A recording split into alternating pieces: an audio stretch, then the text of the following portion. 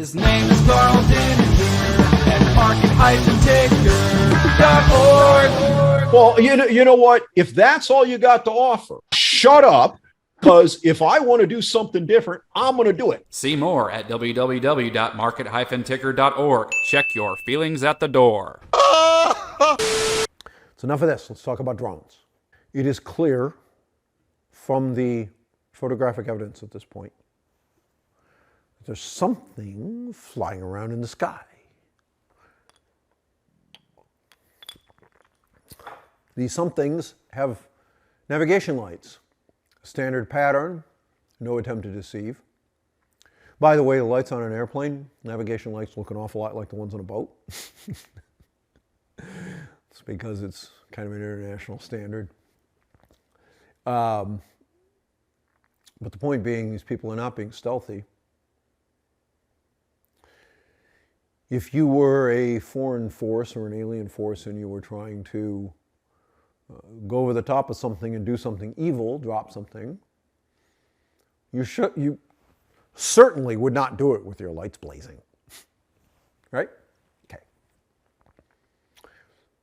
Secondly, there are enough higher resolution images at this point that I've been able to enhance and look at. The vast majority of these craft are aircraft. Now, they're too small to be manned, so they're not. Some of them probably are manned, but a large number of them, from the sizing and the cues that you can get from the lights versus everything, they appear to be unmanned aerial vehicles. So yes, they're drones, but not the way you think of drones. Not a DJI, with 4 rotors. Yeah, not one of those. This is also buttressed by the fact that I can actually see wings and a fuselage in some of these images.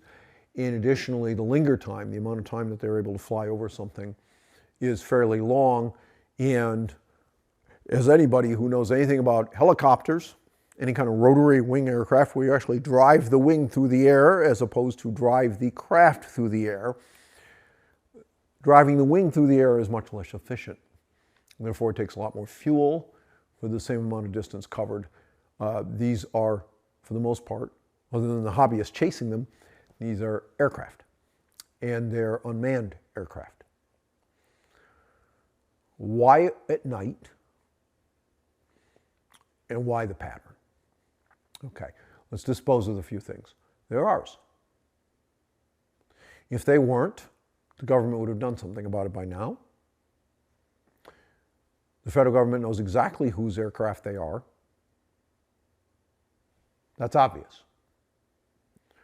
Nobody's going to let a bunch of Iranian or Russian or whatever aircraft fly over our airspace, potentially carrying munitions, with no way to be absolutely sure, and do nothing.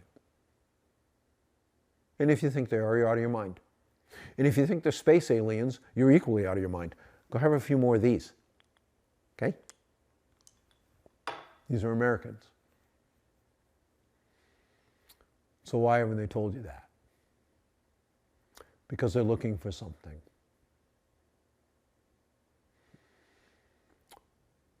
And what they're looking for is given away by 2 things. One is that they're flying at night, not during the day. During the day, there is this flaming hot ball in the sky. It's called the sun. And it produces a lot of radiation of various sorts, including heat, which is why we have light, we have heat, warms us up in the daytime, and then it goes away. But if you've driven around Washington, D.C. at any time in the last several decades, and I haven't been there in quite a while, but I noticed this 20, 25 years ago, there are sensors. And they're not just looking at traffic. There are some in other places too. But if you know what you're looking for, they're not very hard to spot. And they're looking for radionucleotide emissions. And I'm convinced that's what these unmanned aerial craft are looking for too. They have sensors on the bottom. And when the sun is not up, there is no interference from that great big flaming ball that emits all kinds of radiation of various sorts. And today's technology makes it very easy. By the way, the sum of all fears, after the bomb goes off, they know almost immediately from analysis that the weapons material came from America. Did not come, the origin was not Russian. That's not tinfoil. Radionucleotides give off a very distinctive emission signature. There are basically 4 types, if you will.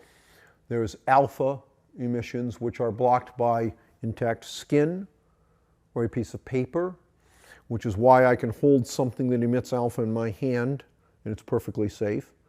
But if it gets pulverized or is in a gaseous form and I inhale it, I'm screwed because I don't have an intact layer of skin in my lungs, and that alpha emission will cause cancer. This, by the way, is what happens when you burn coal and you don't take the thorium out of it and use it for nuclear energy first. The thorium ends up in the atmosphere, you breathe it in. Thorium is an alpha emitter, and those alpha particles cause lung cancer. This is the reason that that's a concern. I wrote a long article on this. It's really stupid of us not to separate the thorium out because thorium is a fertile material. You bombard it with neutrons, you get a fissile material, which makes nuclear energy. We would have been wise to follow the steps at ORNL that were taken in the 1950s and 1960s, where they used thorium as a fuel in a reactor, starting it on uranium, which then breeds the thorium into a fissile material. And we could be doing that right now. And by the way, the temperature range of that reactor is very suitable to take that coal and turn it into synthetic gasoline and diesel. Oh my God. Oh, I wrote a long article about that too, long time ago.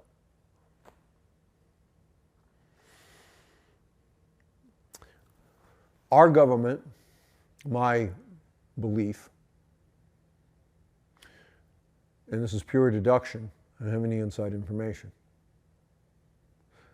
These sensors have existed for a long time and they're very precise. They can look at the energy of a gamma emission or the energy of a neutron emission, which are the only two that are going to get through anything. I mean, beta is blocked by a thin piece of metal, okay? But neutrons and gamma are very hard to block. Even if you have fairly decent shielding, some of it will get out. And it can be detected from quite a distance. And at night, the interference from the sun's gone. So it is my belief that our government has reason to believe that a nuclear device, whether it's a dirty bomb or a kaboom boom, is in the United States. These drone operations, if you will, started right after Joe Biden gave authorization to Ukraine to use American long-range weapons against Russia. But I do not believe that Russia is the one who would send something like that over here into the United States because they have no incentive to do so. There are a bunch of other people that do. If you recall, Syria just collapsed. Iran, a bunch of other nations over there. Very unstable situation. Iran shares a land border with Pakistan. Pakistan has nuclear weapons. Talked about this for decades. Oh, no, we don't. We know they don't have a bomb yet. Uh-huh. Okay. Now maybe, just maybe, this belief is wrong. I mean, it's not like our intelligence agencies are especially good at this, right? Remember, Russia with Trump? Yeah, it was bullshit. That's not the first one, and it won't be the last. But it is my belief that someone has convinced a bunch of someones in our defense umbrella, if you will, that somebody has already gotten a radionucleotide device with nefarious intent into the United States. And it is in one of those areas that they are flying the drones. And they're looking for the radionucleotide signature that it inevitably emits. And they're never going to tell you. Because if they said that they believed there was the possibility of a dirty bomb or a nuclear bomb in New Jersey, there would be instantaneous panic.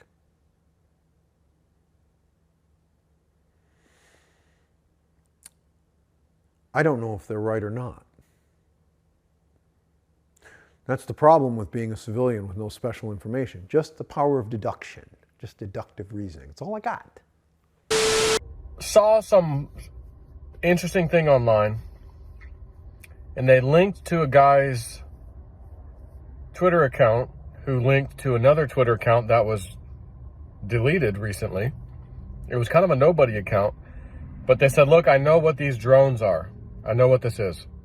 And I think he's worked either in that industry directly with what these are or whatever. And there's, you know, he explains everything. I'm just going to save you the detail. And I'll